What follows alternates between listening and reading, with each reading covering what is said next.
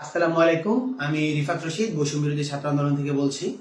শুরুতে ধন্যবাদ দিতে চাই বাংলাদেশের ছাত্র নাগরিকের যে সমন্বিত ঐক্য, সেটিকে আপনারা দেখতে পেয়েছেন যে গোটা বাংলাদেশ যে প্রহসনের যে বলবো যে শোক দিবসের পালন, তার মুখে ঝামা ঘষে দিয়ে আমাদের শহীদদের রক্তের প্রতি শ্রদ্ধা জানিয়ে, সম্মান জানিয়ে তাদের প্রোফাইল পিকচারে লাল করে দিয়েছে এবং চোখে এবং মুখে লাল পতাকা বা কাপড় বেঁধে প্রতিবাদ জানিয়েছে।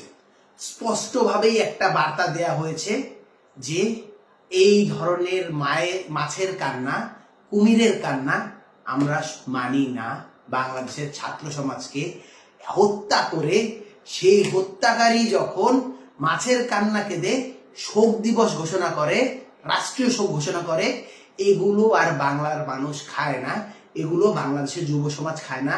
বাংলাদেশের ছাত্র নাগরিকের যে ঐক্য তৈরি হয়েছে এতগুলো শহীদের রক্তের বিনিময়ে, সেই শহীদের রক্তকে বৃথা যেতে দিয়ে ওই কালো ব্যাজ বেঁধে শোক দিবসের নামের নাটক বাংলার জনগণ, বাংলার ছাত্র নাগরিকেরা মেনে নেয়নি। আপনারা দেখতে পেয়েছেন প্রতিটি নিউজ মিডিয়ায় সব জায়গায় হয়েছে। ফেসবুক লাল কৃষ্ণচূড়ার রঙে ঢেকে গেছে, ফেসবুক লাল রক্তের রঙে ঢেকে গিয়েছে, শহীদের রক্তের রঙে গোটা ফেসবুক রাঙিয়ে তোলা হয়েছে। এর সম্পূর্ণ কৃতিত্ব বাংলাদেশের ছাত্র নাগরিক ঐক্যের। আমি আপনাদেরকে শুরুতে ধন্যবাদ দিই। আমরা আগামীকালের কর্মসূচির কথা বলতে যাচ্ছি। আগামীকালের আমাদের কর্মসূচি হলো march for justice. March for জাস্টিসটা কেন গুরুত্বপূর্ণ হয়ে উঠলো তার জন্য আমি একটু সময় নিয়ে একটু ব্যাখ্যা করছি। আপনারা দেখতে পেয়েছেন কি, আমাদের সমন্বয়কদেরকে হসপিটাল থেকে তুলে নিয়ে যাওয়া হলো, ঘরের তালা ভেঙে তুলে নিয়ে যাওয়া হলো। কি বলা হলো? শুরুতে তাদেরকে গুম করা হলো, পরে যখন হলো গিয়া দেশীয় এবং আন্তর্জাতিক নানাবিধ প্রেশার এবং সকলের সম্মিলিত সকলের ক্ষোভ যখন তাদের উপর চলে আসছিল, তখন তারা দেখালো ডিবি অফিসে তারা সহি সালামতে হেফাজতে আছে। কারণ তারা নাকি নিরাপত্তা সংকটে ভর্তি ছিল। তাদের নিরাপত্তা সংকটের জন্য দায়ী কারা? আপনারা। তাদের নিরাপত্তা সংকটের জন্য দায়ী কারা? ছাত্রলীগ, যুবলীগের মতো টেররিস্ট সংগঠন। সেই টেররিস্ট সংগঠনকে না ধরে আপনারা যখন আমার ভাইদেরকে, আমার বোনদেরকে আটক করেন, জিম্মি করেন, তাদেরকে নিয়ে জোর করে প্রেস রিলিজ দেন, তাদেরকে দিয়ে বার্তা বলার, বিবৃতি বলার এবং কর্মসূচি, এই যে এত শহীদদের বিনিময়ে, রক্তের বিনিময়ে যে আন্দোলন প্রতিষ্ঠিত হয়েছে, যে গণদাবি, গণজোয়ার ছুটেছে, সেটাকে বানচালের চেষ্টা করেন, তখন সেটা স্পষ্টভাবে বোঝা যায় এদেশে আইনের অভাব রয়েছে, আইনের যে শাসন তার অভাব রয়েছে। আইনে স্পষ্টভাবে বলা হয়েছে কাউকে যদি পুলিশ আটক করে তাকে 24 ঘন্টার মধ্যে আদালতে উপস্থাপন করতে হবে। কিন্তু এখানে কি বলা হয়েছে? না, আমরা তো আটক করিনি, আমরা কি করেছি? আমরা তাদেরকে হেফাজতে নিয়েছি, পুলিশ হেফাজতে নিয়েছি। বাংলাদেশের সংবিধান সহ পৃথিবীর কোথাও পুলিশি হেফাজতে কোনো গঠনতান্ত্রিক, কোনো সাংবিধানিক বা কিছুরই অধিকার পুলিশকে দেওয়া হয়নি। তাহলে এটা কোথা থেকে নাজিল হলো? এটা নাজিল হয়েছে যখন দেশে আইনের শাসন। আপনারা দেখতে পেয়েছেন মিথ্যা মামলা, হাজারে হাজারে মিথ্যা মামলা দেওয়া হয়েছে। প্রায় 2 লক্ষ আসামি, অজ্ঞাতনামা করে প্রায় 2 লক্ষ আসামির নামে মিথ্যা মামলা দেওয়া হয়েছে।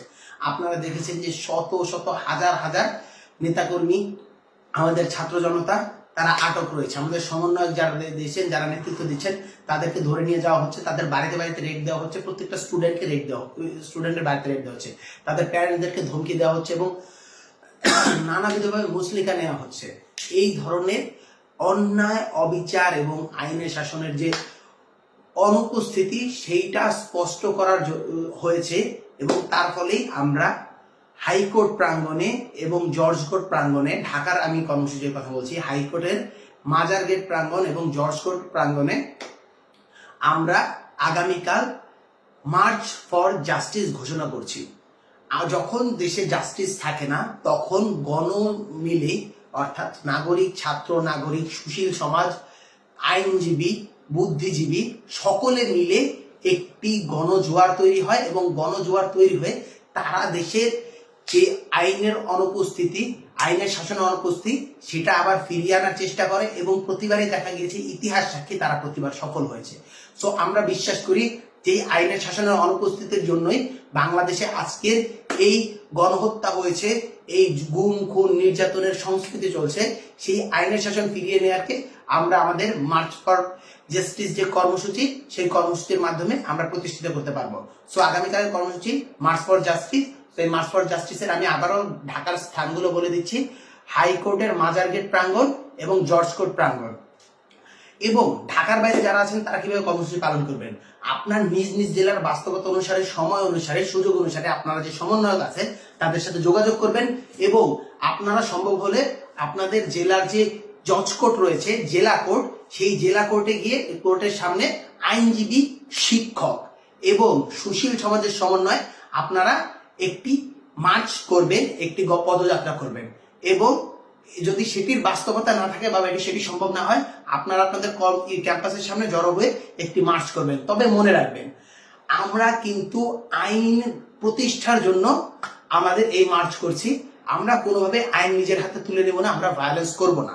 আমরা কখনোই ভায়োলেন্সের জন্য নয়, আমাদের বাংলাদেশের শিক্ষার্থীরা কখনো ভায়োলেন্সকে সমর্থন করে না। তবে যেহেতু দেশীয় এবং আন্তর্জাতিক আদালতে প্রতিরোধের যে অধিকার, আত্মরক্ষার অধিকার সবাই রয়েছে, যদি আমাদের উপর হামলা করা হয় তবেই আমরা প্রতিরোধ গড়ে তুলব এবং নিজেরা সেফ থাকার চেষ্টা করব। আমরা ক্যাজুয়ালিটিস চাই না, আমরা শান্তি চাই, আমরা আমাদের দাবি আদায় করতে চাই। সকলকে ধন্যবাদ। আগামীকালকে কর্মসূচি পালন করবেন এবং আজকের কর্মসূচি তীব্রভাবে সফল করার জন্য আমি সকলকে ধন্যবাদ জানাচ্ছি। বৈষম্য বিরোধী ছাত্র আন্দোলনের পক্ষ থেকে রিফাত রশিদ।